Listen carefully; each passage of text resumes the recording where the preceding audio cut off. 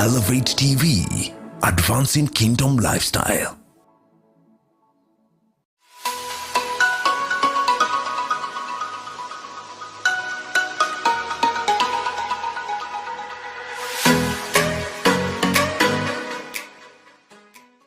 A lot of countries, Christian parents are starting to realize that the school system is failing. The quality of that education just isn't there for the kids that they really want. The control and what the kids are having access to and the information that is out there, what you're teaching and how the kids are learning, you have that opportunity to make a difference there and to really control those activities as parents.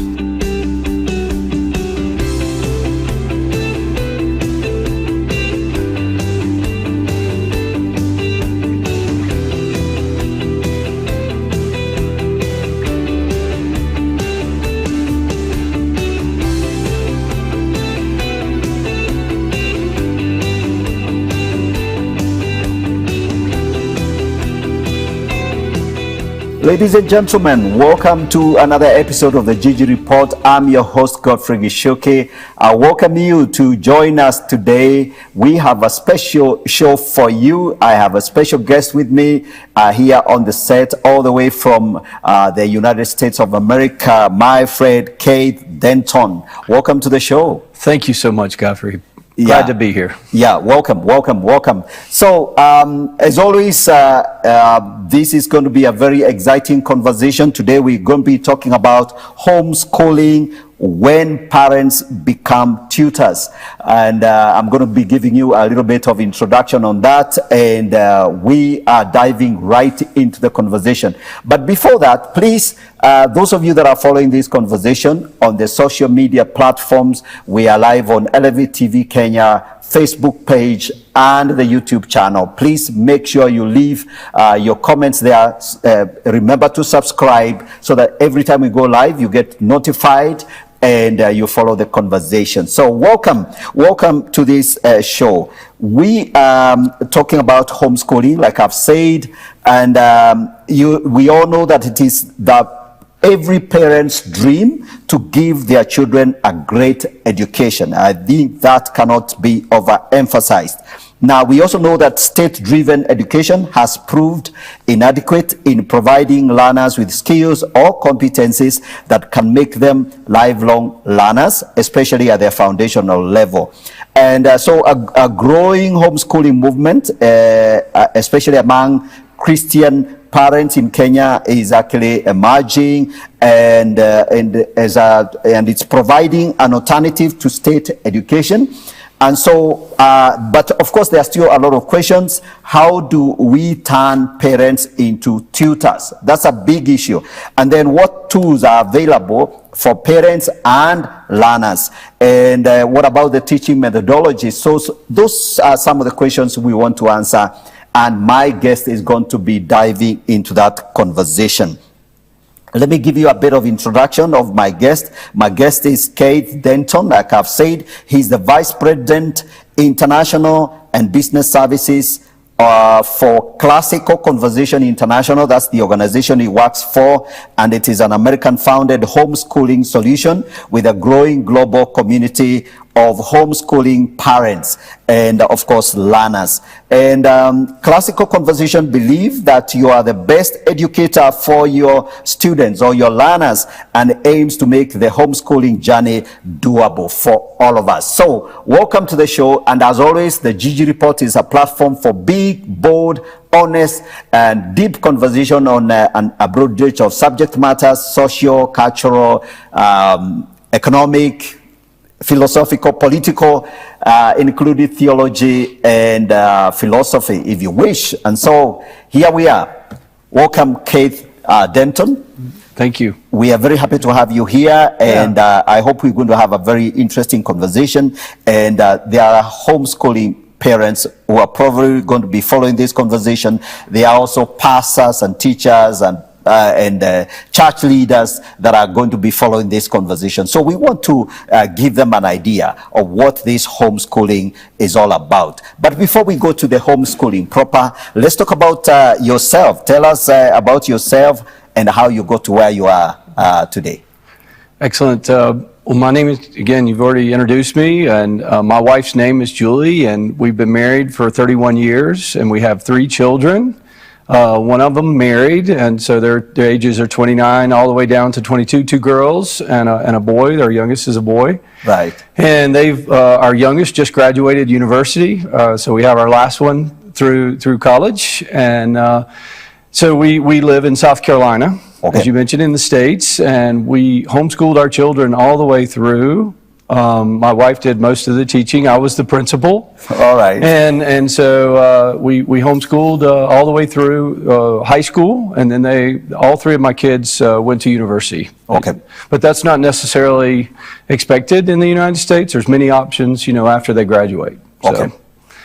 Yeah. So. All right. Okay. How about yourself, your education background? Yeah. So I've got a degree of industrial management from Clemson University. Okay. And I worked in industry for many years, large corporations, and then the Lord called me in 2007 to help Lee Borden's, who's the founder of Classical Conversations.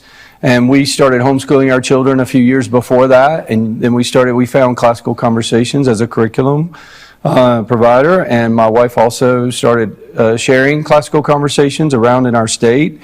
And when it started growing and Lee needed some help, I said I'd be glad to help you. And so in 2007, that's when I joined and been working with Classical Conversations, helping grow homeschooling around the world and then also through the United States. So.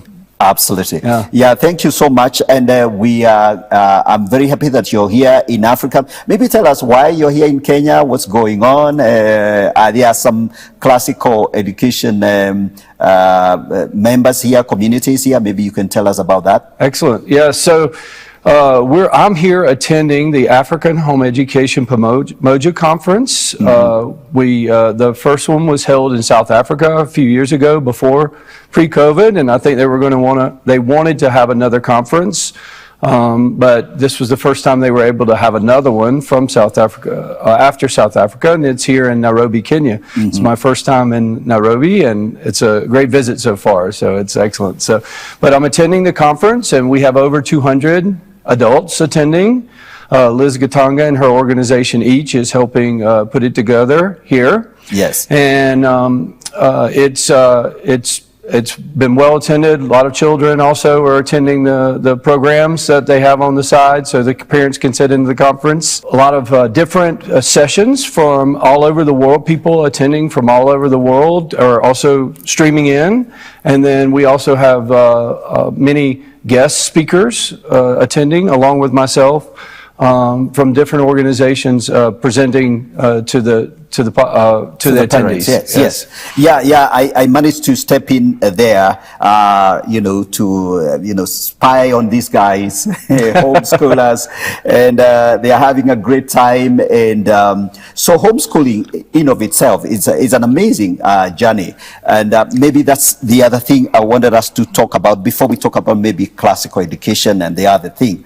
Perhaps we can talk about the whole experience of homeschooling. I think when I listened in, I came into the conference, I realized there's a lot of this conversation around mothers talking about their testimony, their experiences in homeschooling. Because if you're homeschooling, it presents a very different scenario for a parent, because you have your kids in your house and they are going to school in your sitting room. Yes. So you got to get them to learn and all that. You have a curriculum to follow and all that, and then breaks and all. So it's quite interesting. Tell us a little bit more about homeschooling in of itself as an experience, as a way of raising kids and preparing them, especially at the early stages of their education. I think you said it right at the beginning. It's a journey. It also becomes a lifestyle and how you're educating your children, and when you're in a community and how you're organizing your home school. Mm-hmm. And it's a choice that the parents make, and when they make that commitment to homeschooling, they arrange their life around how that needs to look in their own homeschool. That's the good thing about homeschooling, is that you can individualize each of the children, who else knows best except their parents, to how each of their children are learning. So they can then focus on what their particular needs are and how they're developing over the years. Okay. And I know it's a big conversation. So, of course, for somebody to really understand, they have to get into A8 to understand what happens. Okay, so let's talk about Classical Conversation International, the organization. Yes. What's your vision? What's your mission? I know you mentioned a little bit of that, but you can go into that. And what is it all about? Well, our story with Classical Conversations with CC International, began in 2012 when HSLDA in America sponsored a global home education conference in Berlin, Germany. Okay. And we helped sponsor that conference. And I need to go back to our mission, though, for Classical Conversations, which is to know God and to make Him known. Okay. And when we're talking about God is throughout our families and is in control of all parts of our lives, which that means education too. And so we want parents to be able to have that choice, and as parents all around the world, we want them to have that educational choice. And as we started going to this home education conference in Germany, in Berlin, and to expose home education to parents all around the world, we then said this is important, and parents all around the world should have the opportunity of classical Christian education also. And we feel like our program is a great option for parents that wish to choose classical education. But after Germany, we then had one in 2016 in Brazil, Rio de Janeiro. Okay. And then we attended one in Moscow, in Russia. Okay. In 2018. And then, of course, COVID hit. They were trying to have one every 2 to 4 years. And then everybody became homeschoolers. And so when that happened, then we started looking at what the homeschooling movement would look like around the world.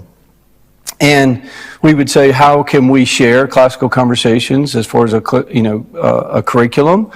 And we started, how can we manage that, and how can it grow? And then we started looking at, well, there's many different countries around, but what do people have in common? And that's language. Okay. And when we started looking, we know a lot of countries use English, and that's what we were using, of course. That's our main curriculum. We said, well, okay, what are the other languages that we could look at investing in and start translating our curriculum in? And we started looking at Spanish, and Portuguese, and Russian, and Mandarin. And with those 5 languages, 4 languages along with English, you can cover 80% of the world's population. Wow. That's amazing. I think I like that. I get excited about things that, when you think strategically. For me, I think it makes a lot of sense. So you're saying just about 4 other languages other than English. That is Mandarin, that's the Chinese language, Spanish, and Portuguese. Right. And Russian. Correct. Yeah. Okay. So Russian, is Russia that widely spoken in Eastern Europe? Eastern Europe, yes. Yeah. So the European, Russian, you have all Ukraine, the old Soviet, around all the countries that were around Russia.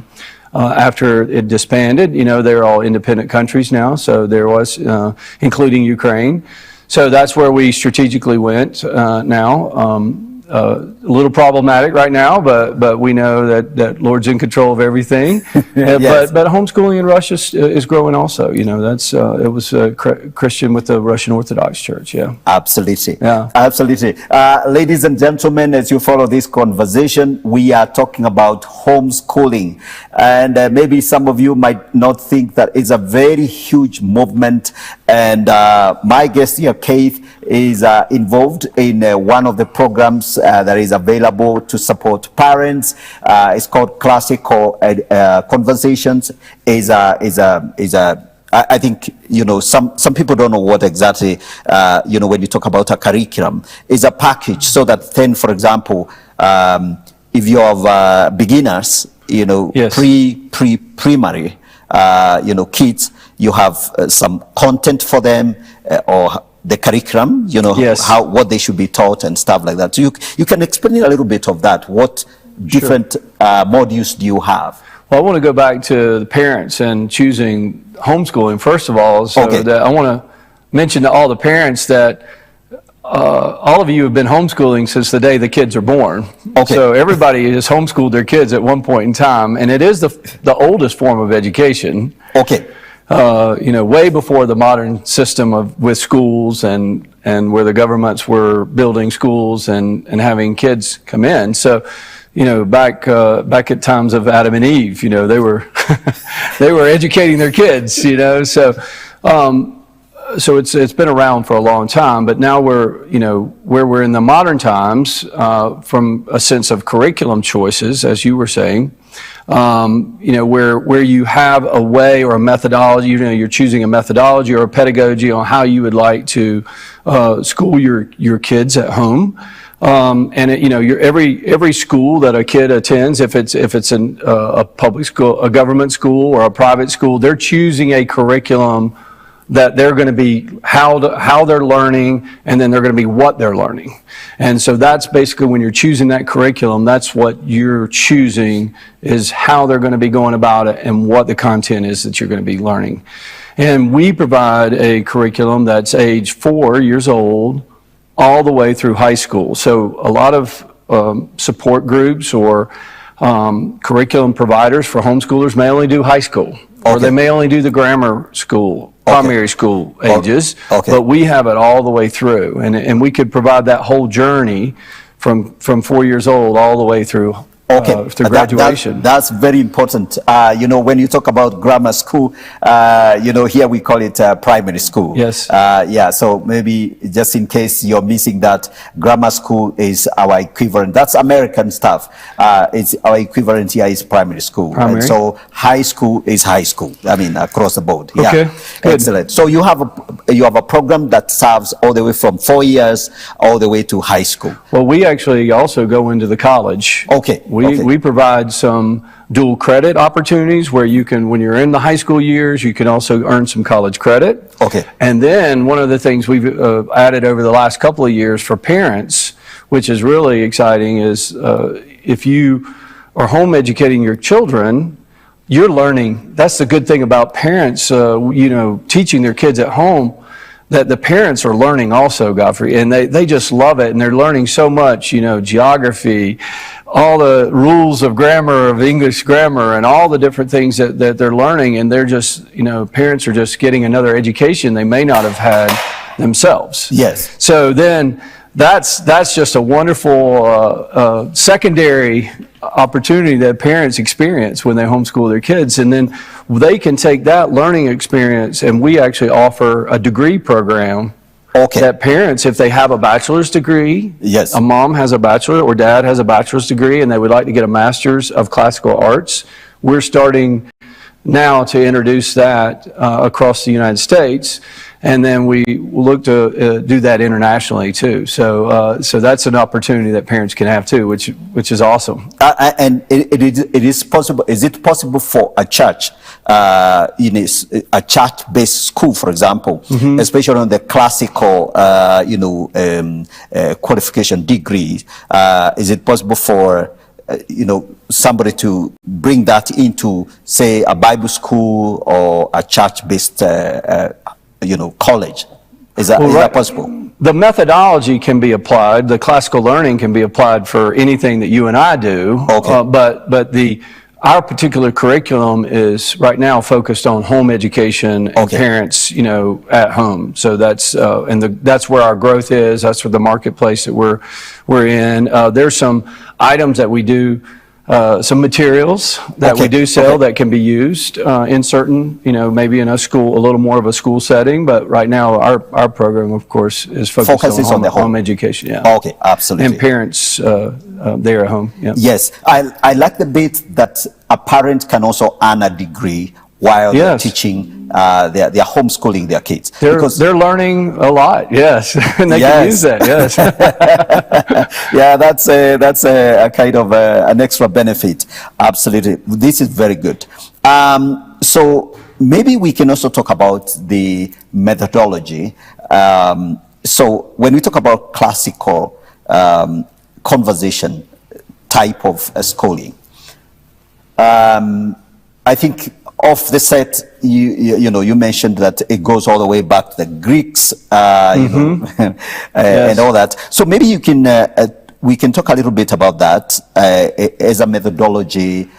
Why is it unique? What exactly is it? Where is it rooted in terms of from a pedagogy point of view? You know, some of the people listening to me are doing masters in education, so they need to hear some of these things so that they can actually be able to engage. And is there any conflict with biblical Christianity when you talk about classics, the Greek kind of drawing from the Greek side of wisdom? So, okay, good. The way that the classical approach is, and our methodology with classical Christian education, we believe it's how God's designed us to learn. Okay. And so when a child is young and they're learning everything, their brain is taking everything in, they're learning all the facts, and that's the grammar stage of learning, and that's where you just want to get as much information in their brain as you can. And so that's again, we call that the grammar stage. And then when they start asking questions, as you know, you have some children, I believe, Godfrey. So yes.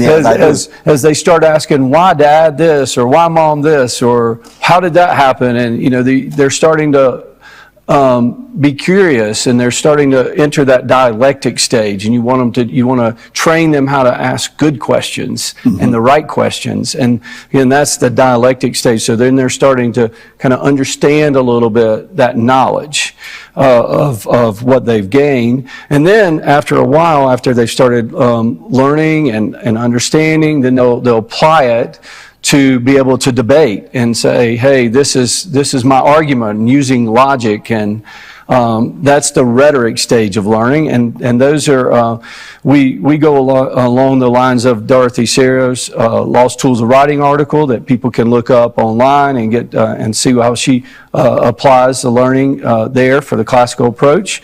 But and so it's grammar, dialectic, and rhetoric. That's your trivium of learning, and then they can, basically, we teach them in an environment that they love to learn, and we're applying the learning skills, and then they can learn anything, and from a content standpoint in life.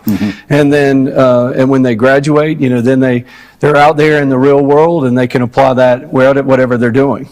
Now, as far as it being biblical and as far as Christian, we've in our particular curriculum, God is at the center.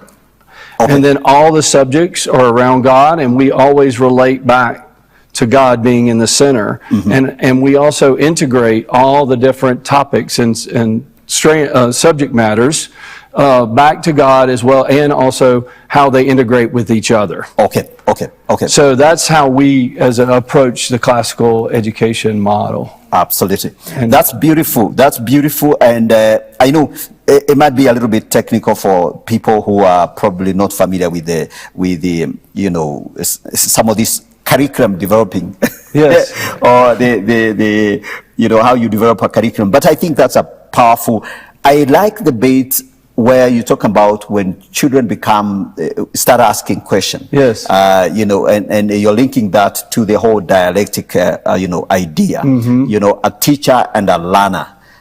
You know, is it like the way now coming to the Bible, when the disciples always ask Jesus questions? You know, is that kind of like it's a way of learning? Yes. Jesus modeled that in how he approached a lot of, you know, when the Pharisees would ask him a question, he would ask them a question back. Yes.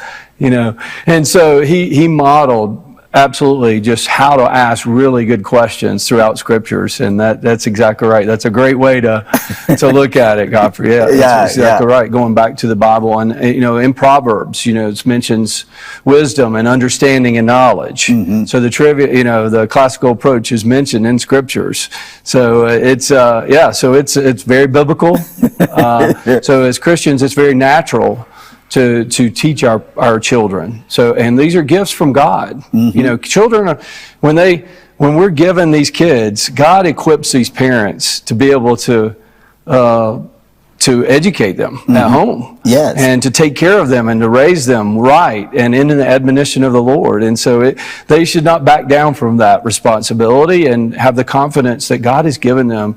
A lot of times they live in a fear, like I can't do that, or I wasn't educated enough, and I'm supposed to be a certified teacher. No, that's not necessarily the case. And that's why we come alongside parents and to help them in a community setting. We meet once a week with other parents that might be more experienced, and we can lift each other up and encourage one another. And so that's the other aspect of our curriculum that we do, is we meet once a week in that Christian community aspect. Okay, very good, excellent. I really love the conversation and the things you're teaching us. So it's actually what you're saying is it's not hard for a parent to become a homeschooler because there is a community. So there are those who have been very successful, or those who have been homeschooling their kids for 10 years, so they can teach beginners.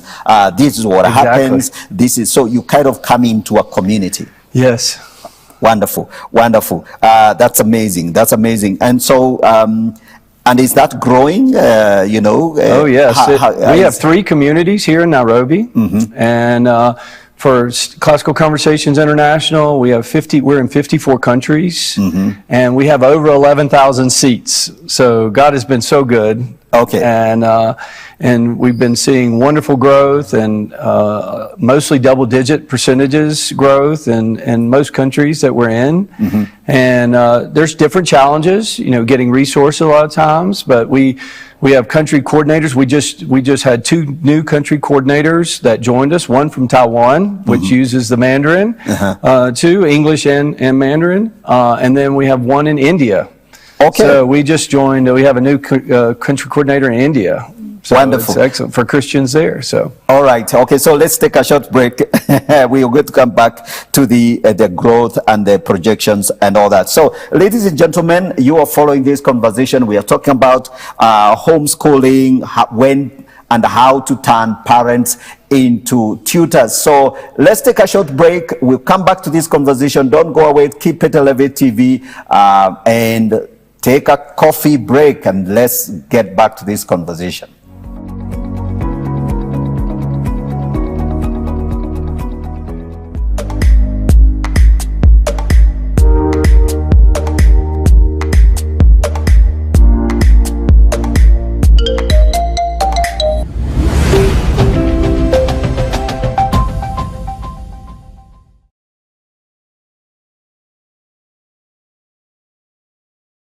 Are you looking for an opportunity to deepen your faith and walk in the footsteps of Jesus, the prophets, and apostles? Join us on a trip to the Holy Land of Israel from 1st to 10th November 2023.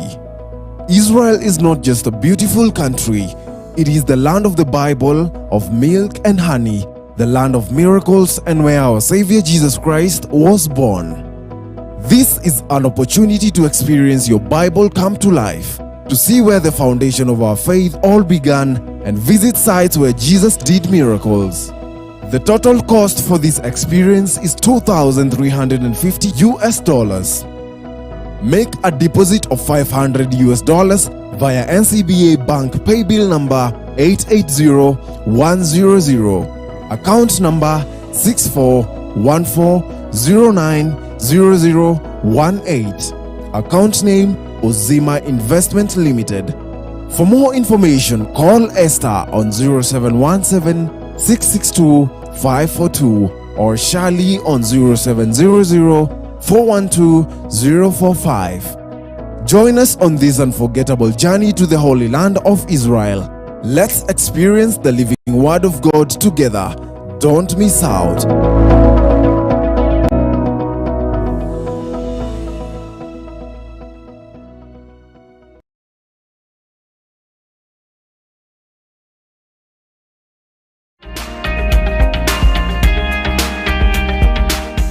Welcome back. This is the Gigi Report. We are talking about homeschooling and how to turn parents into tutors. And this is a very interesting conversation. My guest here, Kate Denton, is talking to us about homeschooling and all the other ideas around it. So, Denton, before we went to the break, we'll talk about the growth, and you have now communities in India, Taiwan. Talk about that, and the growth. And plus, of course, you also tell us about Kenya and what's happening locally. Yes. Yeah, all the growth, we have all time zones that we're in now also, but in Africa specifically, I think I mentioned earlier, we have 3 communities here in Nairobi and many communities down in South Africa, and Simone Bilson is my country coordinator here that's been helping grow Africa. And if anybody's interested here in Africa, learning more or starting a community and possibly being in leadership with Classical Conversations, they can go to our CC International Online website. That's what it is, CC International Online web.com. Yes. And then, or the classicalconversations.com website, and check that out for more information on anything that we're talking about today, of course. So that's good. So yes, plus you can talk about the team that is running the conference. Yes. The local community is called Each. Yes, so if anybody's interested in how or to set their own homeschool up here in Africa, there's a great resource. The Pestalozzi Trust down in South Africa is a legal defense type organization that helps all over Africa with the freedom to homeschool, and when they're talking about government regulations or control. And then there's that's a great place to go to do research. And then here locally in Nairobi, there's a great organization called Each, EACHE, and that's and their website is each.community, and people here can go and do the research and see what it means, or how to talk to the leaders there with Each and learn how to set up their own homeschool here in Nairobi. Absolutely, yeah, that's beautiful. That's beautiful. Yes, so homeschooling itself is a challenge, actually, and I think it's easier said than that.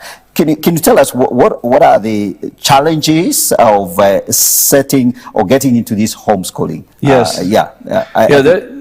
Well, there's a commitment that parents have to make. It's not easy, first of all, and a lot of times parents have to give up one income. Maybe sometimes they can go around and juggle the schedules, depending with people, the way that people work from home now. A lot of times that's making it easier now to homeschool.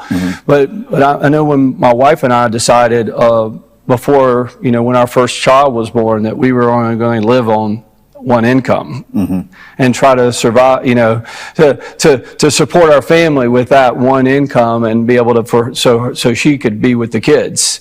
And then we didn't have homeschooling in mind at the time, but that was one of the commitments that we wanted to do when we were raising kids in our home. And that's something, but it is a commitment. And, you got to have some funds that you set aside to buy the materials because they're not provided by the government. So or participate in different activities. First of all, when you have that argument of they're not being socialized, we've had to turn more activities away than tend to join activities as homeschoolers. There's just so many resources now in the United States for home educators to do, and it's happening in Africa too, all the different activities that kids can participate in. We heard Canute at the conference, he said his son as a homeschooler is on the national swimming team. here Okay. in Nairobi. So there's all sorts of activities outside of homeschooling. And so the socialization argument is just not apply, and our owner, Lee Borton, says, I'd like my children to be civilized and not socialized. and so, when you talk about socialization, you pick up the habits of everybody around you because you're all together, right? Mm-hmm. And so that means the good habits and the bad habits. Right. So, but getting back to what the commitment is for the family, it's definitely a way, a lifestyle that they set up. Your friend group's going to change a little bit, who you interact with, but at the same time, the control and what the kids are having access to and the information that is out there, what you're teaching and how the kids are learning, you have that opportunity to make a difference there and to really control those activities as parents. Absolutely. And so that's really where, and you can see, what's so wonderful is you can see how the kids start developing and how their brain, and then when those light bulbs come on, mm-hmm. and those moments of when they're learning and they're blossoming and just all the different, as they're growing and also learning, they're asking the good questions and, that you can be there and answer that and not some stranger. Absolutely. For them. So, yes. So it's really, it's just been a true blessing for my home and the communication between the relationships with kids, with their siblings and how they communicate with each other and how they're able to love one another and how you're there when they're not loving one another and being able to explain the importance of loving one another. So it's just, there's many fruits that come from homeschooling with that difficult commitment of going down that road, but God blesses it so. If you have the right intentions, God's going to bless your family. That is amazing. That's really amazing because, and I think even for our viewers, as those of you who are following this conversation, my guest here is talking about the idea that you have to give up one income, if it is, and by the way, do fathers homeschool while mothers are working in full-time jobs? We've had that, yes. And a lot of times, the roles, they divide the roles, and a parent may work 3 days a week, one parent, and 4 days, and so the schedules just vary. And that's another thing that each homeschool, you don't necessarily have to give up an income, but it depends on the commitment that the family's making. And again, it just depends on the family, the type of work that the family's in. And so another advantage of homeschooling is that you can kind of work around your schedules and you have that flexibility. You're not there where you have to stay, you have to wait until, put the kids on a bus and they drive, they have to sit there for an hour and a half on a bus each morning and afternoon. There's a lot of time that kids are dead space during the day. Okay. and so you're able to make that productive time in the homeschool and turn that into, schooling opportunities. Yes. I think, especially when you think about a normal typical day, maybe you can talk about that. So a typical day for a homeschooling parent, how does it look like? Most parents, they'll get up. They do have a fairly, I wouldn't say a regimented, but they have a schedule. They have a routine. I guess that's probably the best way to say it. When the family gets up and they'll eat breakfast and then they'll start their day, and most of the time the kids will start getting out there. They know their assignments for the day and what they need to do, and they'll start getting their books out and or their materials, and then they'll start. The parent will start going through their day with them, and depending on what each of the children are doing, our particular curriculum, you can all the grammar school kid ages, from which are 4 years old to 12, they'll be covering the same information. So with the memory work and everything, so all that can be covered with everybody at the same time. Okay.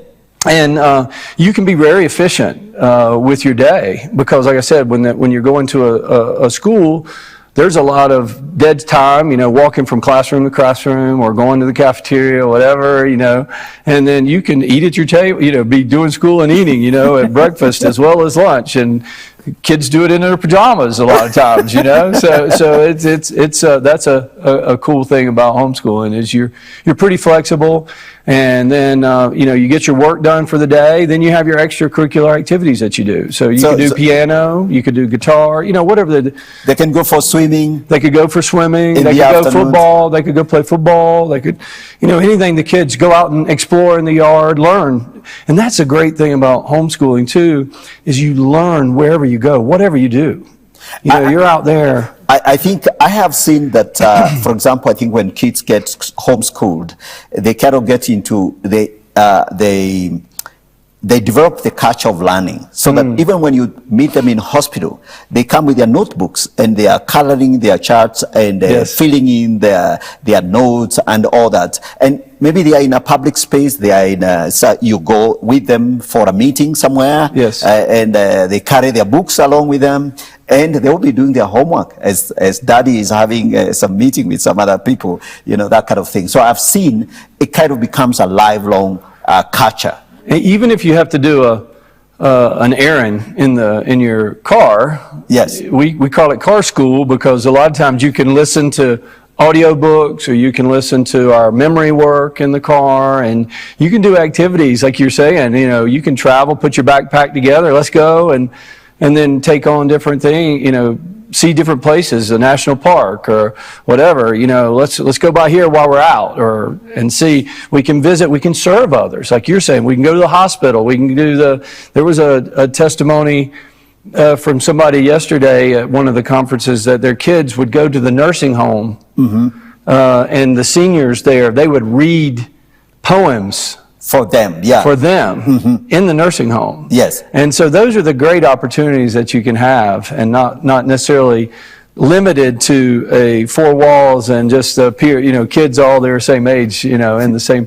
And that's another thing with home education, is the kids are able to communicate with multi-generations. Okay. So they can talk to kids their own age, or they can talk to seniors, or they can talk to adults and have conversations all throughout the different, the generations. So and communicate very well. So get their points across. I'm sure everybody watching here is already sold out to their homeschooling idea.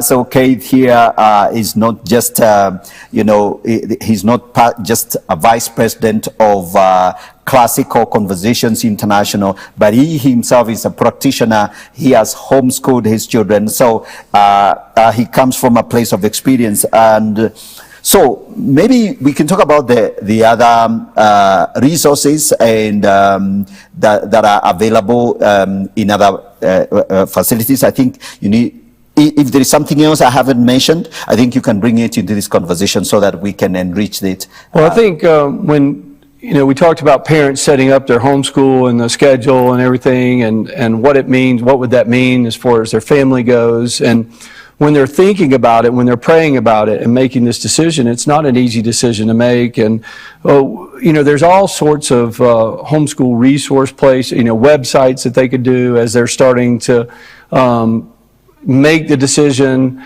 and do research on. So go to the web, go to the internet, look for the different resources, talk to other parents. I think that's really a good place to go for testimony, and see what they're doing and how they're setting their homeschools up, that they may know in their church or around town, is a great place to start too. And just pray about it. And just once they have that conviction that they want to do it, don't look back. And we always encourage our parents to write down the reasons too. We'll talk about that in a minute, I think, on reasons why parents are homeschooling, but write down why they're wanting to do what they're doing. And when those times get tough, or when they're going well, like that, this is the reason, that you can always celebrate too, which is really good. It's important to celebrate those things and those accomplishments and stuff. But we always encourage them to write down and have that handy, on the side, and when they're starting their journey too. Okay. Now let's talk about the reasons for going into homeschooling. Yeah, so it is growing, as we know. Everybody became homeschoolers with COVID, so it exposed a lot of curriculum, what's happening and covered from a curriculum standpoint in schools. So parents are starting to be more aware of what the kids are learning, how they're learning, and it opened their eyes to a lot of content that kids may be that might be happening in the school systems. And then a lot of countries, Christian parents are starting to realize that the school system is failing.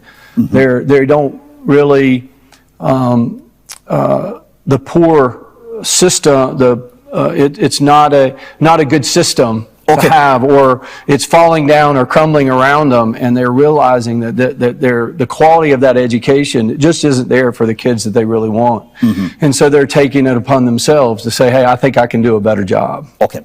And so that's another reason. And then they can individualize their children's learning, especially kids with special needs. Who else knows their children that might have certain needs except for parents? Mm-hmm. And so they're able to take that and do different things with their children that dyslexia or ADHD or whatever the kids might be experiencing. And they do learn very well at home. And so the flexibility and freedom, I know a lot of parents with different activities, whether they have work or they're into Olympic sports or whatever it may be, that the kids can travel with the parents, and they have that flexibility of they take their homeschool with them. All right. And so that's one of the things, and just the flexibility of the schedule, mm-hmm. maybe what they want for the day. And then parents also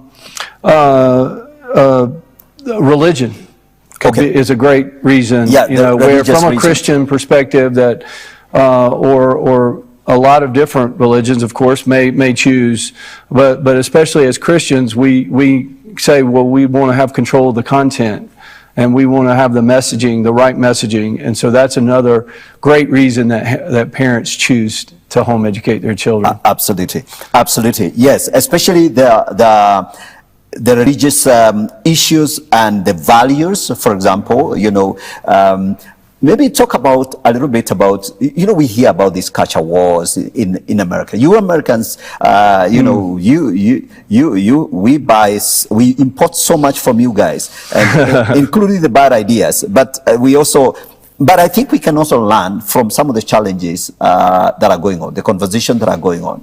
Tell us a little bit about what is the trouble with public education, for example, in the West in general, maybe from your own personal experience, some of the issues we hear about parents protesting in schools in America, and we don't know what it's all about. But perhaps you can tell us, maybe it's coming here soon, we might have those problems. So maybe perhaps you can give us early warning about some of the things that we need to be prepared for, without going into the depths of the core arguments. Sure. But yes. Sure. Well, it's when a lot of organizations, a lot of groups, or that have special interest or an interest to progress an agenda. All right. Feel like education is a good way to introduce different ways to think. Okay. And so those ways of thinking isn't necessarily in line with Christian values and what we understand to be biblical truths. Okay. And so I think that's a great way to introduce kind of what that battle is. And so and it varies again, and this is happening all over the world. It's not necessarily in America, but what is true? Okay. How do you find out what is true and what is real, what is beauty, what is good?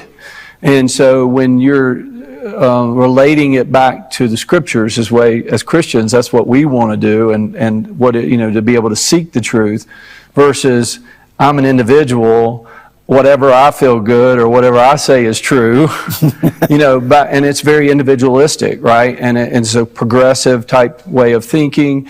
And so we want to, as far as classical conversations, we want to change the argument. Okay. And we want to be able to say, hey, make sure you go seek out what is true. Okay. What is good, what is beauty. Don't necessarily believe what you're hearing in that 1 minute soundbite. All right. And in the school systems today we are finding that there are some curriculum, and this is not necessarily every school district in the country, of course, but there are agendas that are out there that want to influence the way our children think. Okay. And with ideals that are in conflict with Christian values. Okay. And it's happening all over the world, where you see some countries that they're introducing sex education at age 5 and 6 years old in a way that a parent may not want to be, you know, in a level that the maturity of their brain and their understanding is not ready for it. Okay.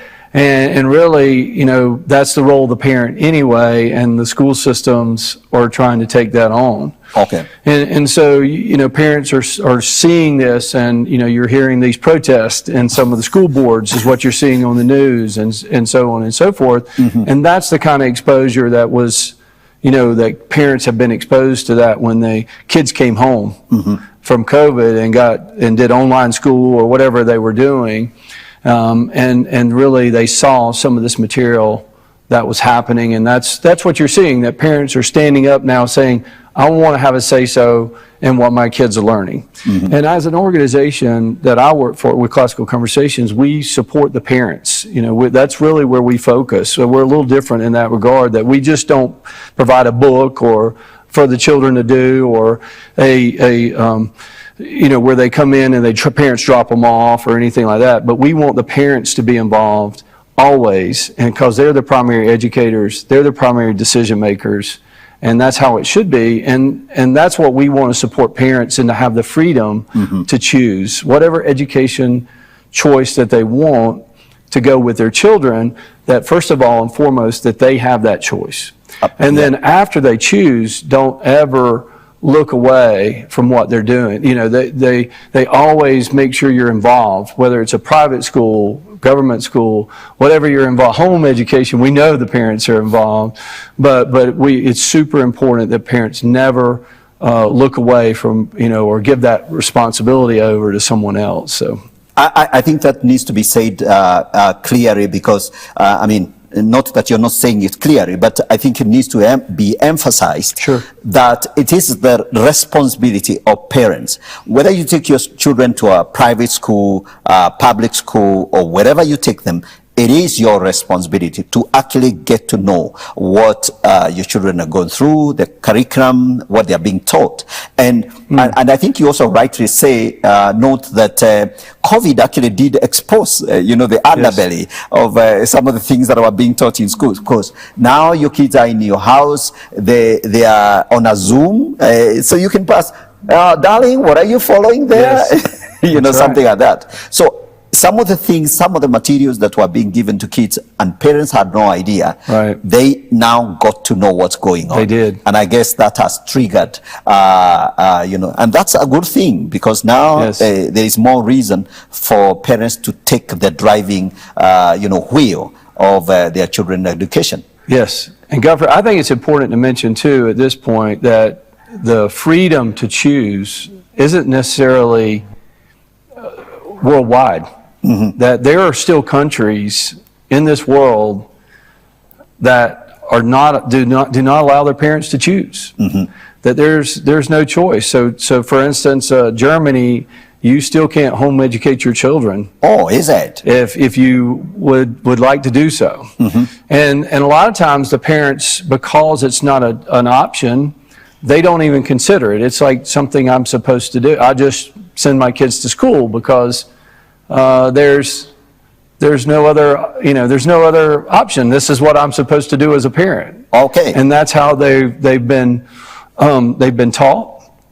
It's how they've been raised in the school, in the system, and that's what they go along with. But you're making breakthroughs in Germany. I mean, you're introducing homeschooling. Well, we would love to if it was legal, but you know, we don't want to jail our parents. But at the same time, you've got to develop relationships. And that goes back to also the facts. I think we've been talking about that in the conference this week too, is when you're talking to a politician or you're talking to an official or you're talking to your family members that may not homeschool, they want to know, is this something that's really a good thing? Is it something positive? Is it legal? And then first of all, is it legal? Right, you have to determine that from the beginning, if it's legal in your country or legal in your area. But then, what are the results? And we've been doing home education studies for 40 years now in the United States, 30 years. So we've got some really good data that a lot of people like to see. Well, are they getting scholarships at universities or colleges? Are they being good citizens? Are they excelling? Are they being successful? How are they being when they graduate? Are they harmed? Are they what are they looking like? Because it's such a foreign concept to a lot of people that they really want to see, okay, is this really something that would, if I do it, is it going to help? Yes. And so you look at the data. There's an organization called the National Home Education Institute, a Research Institute, NHERI.org. Okay. And parents can go there and get really good data if they want to present that to their officials and say, look at what's happened. These studies have been done over the year. Brian Ray has been very instrumental in doing those studies with NERI. And he's at the conference, matter of fact, this week too. So he's been presenting. Yeah, there's statistics and the data to show the impact of homeschooling, and how the learners fare, and so right. Answering all the questions that may arise. If I homeschool my kid, will they get a good college? Can they go to Harvard? Can they be admitted in all these? There's a lot of statistics. Yes. So the statistics are there to show actually the impact, and it's a positive. It's all good. I hope. Yeah. Yes. Yeah. It's all success. Yes. Well, a lot of times they'll do some studies, and it may, depending on what they're studying, of course, and you want the large group, and statistically it has to be in line with but what it does is when you're starting to look at numbers and that success stories and all that, it takes it away from being personal. It's not just somebody's opinion. There's some data there in front of us, and those people that like that kind of information, you can present good facts. Absolutely. Now, guess what? We've run out of time, and wow, it's amazing. It's amazing. It's been wonderful. You've shared with us very, very precious information, and just all the ideas. I think we have tackled quite a lot of ideas on the whole idea of homeschooling and how parents can turn themselves into tutors, the reason why they didn't do it.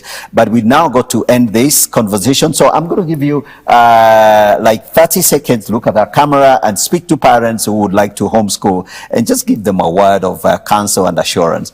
A very short time. Yeah. Well, parents, I just want to mention that you can do it. You can homeschool your children. If you've got that opportunity, we encourage you to do so. Get some people around you that can, in a community, that can help you, and pray for you, your family members, your friends, your pastor, and just go for it. And you don't have to be perfect. Nobody's perfect. There's only one perfect person walk the earth.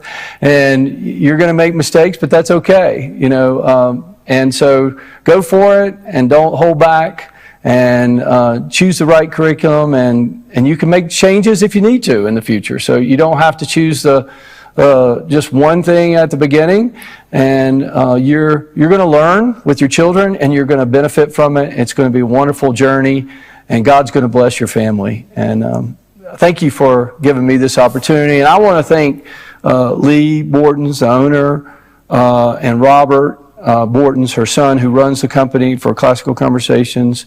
I want to thank them for giving me this opportunity, and then also being able to see that vision of what we can do and how we can impact. And God's been so good to us, and we've just been so blessed. And thank you for giving me this opportunity to share with the population here around. And it's been awesome having a conversation with you today. Thank you. Thank you very much, ladies and gentlemen. That's all we had for you today, and thank you for staying tuned in.